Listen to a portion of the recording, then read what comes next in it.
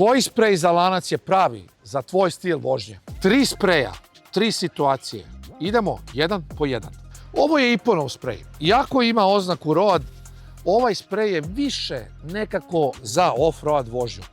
Gušći je, više ostavlja fleke, dobro štiti u blatu i vodi, ali umasti felnu i ostavlja bele fleke. Drugi sprej, Motulo Factory Line, oznaka mu Racing Road. Šta to znači?